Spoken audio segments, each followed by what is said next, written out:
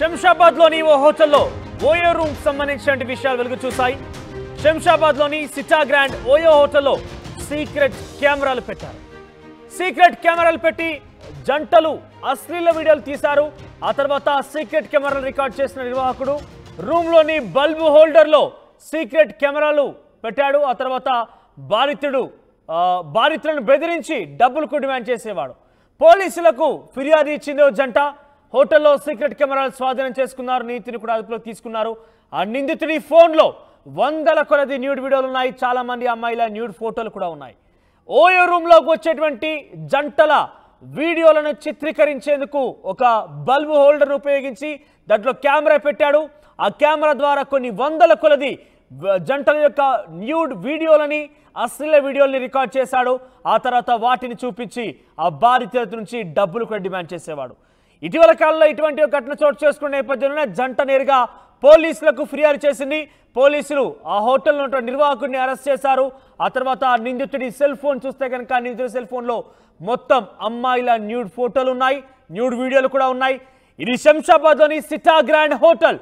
OYO హోటల్లో చాలా వరకు కూడా ఇటువంటి అనుమానాలే తావిస్తున్నాయి. ఓయో హోటల్లో కూడా ఇటువంటి కెమెరాలు బంధించి ఉంటారనే ఒక అనుమానంతో చాలా మంది కూడా చెప్తూ ఉంటారు. సో కానీ తాజాగా సిటా గ్రాండ్ ఓయో హోటల్లో ఈ ఘటన చోటు చేసుకుంది. శంషాబాద్ పరిధిలో ఉన్నటువంటి సిటా గ్రాండ్ హోటల్. మా ప్రతినిధి పెట్రిషియా అందుబాటులో ఉన్నారు. ఎస్ పెట్రిషియా, సో ఈ విషయం ఏ రకంగా వెళ్ళలోకి వచ్చింది? ఈ సీసీ కెమెరాలు పెట్టడం అనేది డెఫినెట్గా అది చట్టరీత్యా నేరం, ఎందుకంటే చాలా పర్సనల్గా ఉంటూ ఉంటాయి హోటల్ రూమ్లో కూడా. సో బయట రిసెప్షన్లో కావచ్చు, లేదంటే కారిడార్లో కెమెరాస్ అనేది కొంత ఉండాల్సిన అవసరం ఉంటుంది ఎటువంటి అవాంఛనీయ సంఘటనలు జరగకుండా. కానీ రూమ్లో ప్రైవేట్ పర్సన్స్ సంబంధించినటువంటి ఆ ఫొటోస్ని, ఆ వీడియోస్ చిత్రీకరించడంతో ఏ రకంగా బయటకు వచ్చింది? అసలు ఈ యొక్క విషయం ఏ రకంగా వెలుగు చూసింది? ఎస్ మనోజ్, శంషాబాద్లో దారుణం చోటు చేసుకుంది. ఏదైతే శంషాబాద్లో ఓయో సీతా గ్రాండ్ నిర్వాహకులు దారుణానికి పాల్పడ్డారు. ఏదైతే హోటల్ గదిలో ఉన్న రహస్యంగా కెమెరాస్ పెట్టడం అయితే జరిగిందో, అతని నిర్వాహకుడు ఎవరైతే ఉన్నాడో గణేష్గా గుర్తించారు. ఒంగోలు వాసీడని అశ్లీల చిత్రాలని అతను స్పై కెమెరా ద్వారా బంధించడం అయితే జరిగింది. మొత్తం మీద కూడా ఎవరైతే ఆ జంట వచ్చారో వాళ్ళు పోలీసులకు ఫిర్యాదు చేయడం అయితే జరిగింది. పోలీసులు మాత్రం ఆ స్పై బాక్స్ అన్ని కూడా స్వాధీనం తీసుకున్నారు. నిందితుడిని కూడా అదుపులోకి తీసుకున్నారు. అతని దగ్గర నుంచి 2 ఫోన్లు కూడా స్వాధీనం చేసుకోవడం అయితే జరిగింది. పోలీసులు కూడా మొత్తం మీద కేసు నమోదు చేసుకొని దర్యాప్తు చేస్తున్నారు. హోటల్ సీతా గ్రాండ్లో కూడా ఎవరైతే కపుల్స్ ఓయో కాబట్టి ఇటీవల కాలంలో చాలా కపుల్స్ ఓయోలని ప్రిఫర్ చేస్తూ ఉన్నారు. అతను కూడా చాలా పెద్దగా భారీగా బ్రౌచర్స్ పెట్టడం, అదేవిధంగా పోస్టర్లు అతికించడం, కటౌట్స్ పెట్టి 500కే రూమ్ అంటూ కపుల్స్ అందరినీ కూడా ఇతను అట్రాక్ట్ చేయడం జరుగుతుంది. 500కి రూమ్ కాబట్టి కాసేపు సరదాగా మాట్లాడుకుందాం అని చెప్పి కపుల్స్ అందరూ రూమ్స్లోకి వెళ్ళడం జరుగుతుంది.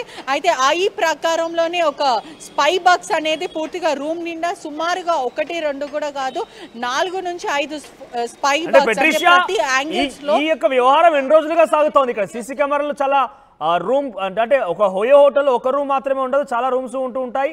సో డెఫినెట్గా అట్రాక్ట్ చేసే విధంగా సర్ప్రైజింగ్ ఆఫర్స్ కూడా పెడుతున్నట్టు చెప్తున్నారు. కాబట్టి ఎన్ని రోజులుగా జరుగుతోంది ఈ వ్యవహారం? ఈ వీడియోస్ అన్నిటి కూడా వేరే దగ్గర కూడా కాపీ చేసే అవకాశం ఉంటుంది, ఆయన ఇతరులు కూడా షేర్ చేసుకునే అవకాశం కూడా ఉంటుంది. సో ఆయన నుంచి ఏ రకంగా వీటిని వెలికి తీయబోతున్నారు? ఆయన నుంచి ఏదైనా విచారణ విషయంలో ఏమైనా విషయాలు బయటకు వచ్చాయా?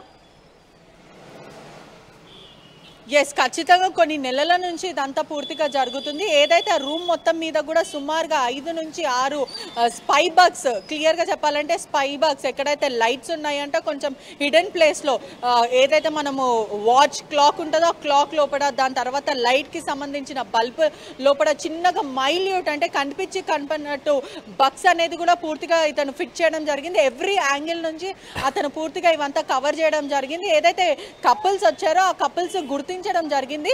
గుర్తించిన వెంటనే పోలీసులకు ఫిర్యాదు చేసిన వెంటనే శంషాబాద్ పోలీసులు వచ్చి అక్కడ పూర్తిగా సస్పెక్టింగ్గా ఉన్న ఏరియాస్ అన్ని, అక్కడ ఉన్న బగ్స్ అన్ని స్వాధీనం చేసుకున్నాడు. ఇతను ఫోన్లు కూడా 2 ఫోన్లో కూడా పూర్తిగా అశ్లీలమైన నూడిటీ వీడియోస్ అనేవి కూడా కపుల్స్కి సంబంధించినవి ఇతని ఫోన్లో దొరికినాయి. వీళ్ళందరినీ బ్లాక్మెయిల్ చేసి డబ్బులు వసూలు చేసుకుంటారు. ఇట్లా చాలా ఆ కపుల్స్ ఎవరు కూడా బయటికి వచ్చి ఫిర్యాదు చేయలేకపోయారా? గతంలో కూడా డబ్బులు వసూలు చేసినట్టు చెప్తున్నారు. కాబట్టి ఈ డిమాండ్కి సంబంధించి ఎవరు కూడా వెలికి తీయలేకపోయారా? ఎస్, ఈ గణేష్ అనే వ్యక్తి ఒంగోలు వాసిగా గుర్తించడం జరిగింది. అతను ఓనర్గా గుర్తించారు పోలీసులు. గతంలో ఏదైతే ఇటీవల కాలంలో కపుల్స్ అందరినీ కూడా భయప్రాంతులకు గురి చేసి మీ నూడిటీ వీడియోస్ ఉంది, మీ ఇంట్లో చెప్తా, లేదంటే చాలామంది అడల్టరీకి కూడా పాల్పడుతుంటారు, మీ భర్తకి చెప్తాను, లేదంటే మీ భార్యకి చెప్తాను, ఆ తర్వాత మీ బాయ్ ఫ్రెండ్ గర్ల్ ఫ్రెండ్ సంబంధించిన ఇంట్లో వాళ్ళకి చెప్తాను, మీ లవర్స్ అని చెప్తానని ఇలా బెదిరించి వాళ్ళ దగ్గర సుమారుగా ఎంత వీలైతే వాళ్ళ స్తోమత తగ్గట్టు ఎంత వీలైతే వాళ్ళని దానికి మించి డబ్బులు డిమాండ్ చేసి ₹1,000 లూటీ చేశారు. ఇట్లా కపుల్స్ అందరూ కూడా భయప్రాంతులకు గురయ్యారు. ఎక్కడ చెప్తే పరువు పోతుందో, ఎక్కడ ఈ నూడు వీడియోస్ బయటకు వస్తే మా పరిస్థితి ఏంటో, ఆ తర్వాత దీని పోనోగ్రఫీ వెబ్సైట్లో పెడతానని బెదిరించడము, ఆ తర్వాత ఇంకెవరికైనా షేర్ చేస్తాను, ఇంకా వేరే పలు చోట్ల నేను కాపీ చేశాను అంటూ ఇలా భయప్రాంతులకు గురి చేసి వాళ్ళని మానసికంగా వాళ్ళకి ఇబ్బందులు పాలు చేశాడు. ఏదైతే ఈ కపుల్స్ వచ్చిన వాళ్ళు కొంచెం క్లెవర్గా ఆలోచించి బగ్ ఎక్కడుందో కనిపెట్టి పోలీసులకు ఫిర్యాదు చేశారు. కానీ ఏదైతే గణేష్ చేశాడో అతను ఫోన్లో కూడా సుమారుగా చాలా నూడుకి సంబంధించిన అశ్లీలమైన వీడియోస్ ఉన్నాయి. ఆ వీడియోస్ అందరి దగ్గర నుంచి అతను వాట్సాప్ చాట్ కానీ ఆయన బాధితులు ఎంతమంది ఉంటుంటారు, వారు ఎవరైనా వెలుగు చూసే అవకాశం ఉందా, బయటకు వచ్చి ఆయన మీద ఫిర్యాదు చేసే అవకాశం ఉందా? ఎస్, ఖచ్చితంగా. ఎందుకంటే న్యూస్ బయటకు వచ్చింది కాబట్టి ఇప్పటికి మాత్రము కేసు ప్రిలిమినరీ ఇన్వెస్టిగేషన్లో ఉంది. బాధితులు అందరి పేర్లు కూడా పోలీసులు ఇప్పటివరకు రివీల్ చేయలేదు. ఇప్పుడు అతని గురించి బయటకు వస్తుంది, మీడియాలో వస్తుంది కాబట్టి ఎవరైనా బాధితులు వచ్చి గతంలో మమ్మల్ని బెదిరించాడు, మా దగ్గర కొన్ని ₹1,000 లూటీ చేశాడని ఎవరైనా వచ్చి ఫిర్యాదు చేస్తే ఖచ్చితంగా పోలీసులు స్పందిస్తారు. కానీ ఇప్పుడు ఏదైతే అతను వీడియోస్లో అయితే దొరికిందో సుమారుగా కొన్ని వందలాది వీడియోస్ దొరికినాయి అంటూ కూడా సమాచారం అయితే వస్తుంది. మొత్తం మీద కూడా ఇటీవల కాలంలో ఇటువంటి చాలా జరుగుతున్నాయి. ప్రజలు కూడా చాలా అప్రమత్తంగా ఉండాలి. ఏదైనా వెకేషన్ కి వెళ్ళినప్పుడు ఇంకొక అనుమానం ఏంటంటే ఆయన డెఫినెట్ గా ఆయన ఫోన్ లో ఇటువంటి చిత్రాలు అశ్లీలమైన వీడియోల నేపథ్యంలో ఆయన వీటిని వేరే చోట కూడా కాపీ చేసుకొని స్టోర్ చేసుకునే అవకాశం ఉంటుంది, వారి నుంచి మరింత కూడా డబ్బు డిమాండ్ చేసే అవకాశం ఉంటుంది. సో ఈ విచారణలో కానివ్వండి పోలీసు ప్రస్తుతమైన అదుపులోకి తీసుకున్నారు కాబట్టి ఆ పూర్తి యొక్క డేటాని ఎరేస్ చేసి వాళ్ళు స్వాధీనం చేసుకునే అవకాశం ఉందా? అంటే కేవలం ఫోన్లో మాత్రమే ఉంచుతాడని ఒక 100% నిర్ధారించలేం, దాన్ని స్టోరేజ్ చేసుకునే అవకాశం కూడా ఉంటుంది. ఎస్, ఖచ్చితంగా ఉంటుంది. ఇటువంటి కీచకుళ్ళు ఏం చేస్తారు అని అంటే డేటా ఏదైతే పెన్ డ్రైవ్లో ఫీడ్ చేయడం, లేకపోతే ఐక్లౌడ్లోకి డ్రైవ్ ద్వారా ఇవన్నీ స్టోరేజ్ చేసుకోవడం అయితే జరుగుతుంది. పూర్తిగా పోలీసులు అయితే కేసు నమోదు చేసుకొని దర్యాప్తు చేస్తున్నారు. అతని దగ్గర ఉన్న డేటా అదంతా కూడా ఇరేజ్ చేసే వరకు పోలీసులు అయితే అసలు ఊరుకోరని తస్మా జాగ్రత్త అని కూడా అతనికి చెప్పడం కూడా జరిగింది. అదేవిధంగా అతనికి చట్టపరంగా ఎటువంటి శిక్షలు వేయాలో ఆ శిక్షలు కూడా వేస్తామంటూ సమాచారం వస్తుంది. అతని దగ్గర నుంచి పూర్తిగా ఇన్వెస్టిగేషన్ చేసి అతని దగ్గర నుంచి ఎక్కడైతే డేటా స్టోరేజ్ చేశాడో, ఎంతమంది బాధితులను బెదిరించాడో, ఎంతమంది అమ్మాయిలతో ఇతను ఆడుకున్నారో అనేది కూడా ఇన్ఫర్మేషన్ రాబడుతున్నారని కూడా తెలుస్తుంది. ఇటీవల కాలం కూడా చాలామంది డ్రగ్ డిటెక్టివ్ మిషన్స్ కూడా క్యారీ చేస్తున్నారు. చాలామంది యువతకు భయం వేస్తుంది. అంటే ఎక్కడైనా హోటల్స్కి వెళ్ళినా లేకపోయినా ఎక్కడైనా వెకేషన్స్కి వెళ్ళినా కూడా అవుట్ ఆఫ్ ద కంట్రీయే కానీ లేకపోతే ఇండియాలో ఎక్కడైనా కూడా బగ్ డిటెక్టివ్ మిషన్స్ కూడా చాలామంది క్యారీ చేస్తున్నారని కూడా మనకు తెలుస్తుంది. కానీ ఈ ఓయోల ద్వారా చాలా వరకు చాలా పోలీసులు కూడా చెప్పడం కూడా జరిగింది, వార్న్ కూడా చేశారు, మీ జీవితాలు పాడు చేసుకుంటున్నారు, యువత చాలా ఇటువంటి దానికి అట్రాక్ట్ అవుతుంది, వాళ్ళ జీవితాన్ని నాశనం చేసుకుంటున్నారని పోలీసులు చాలాసార్లు చెప్పారు.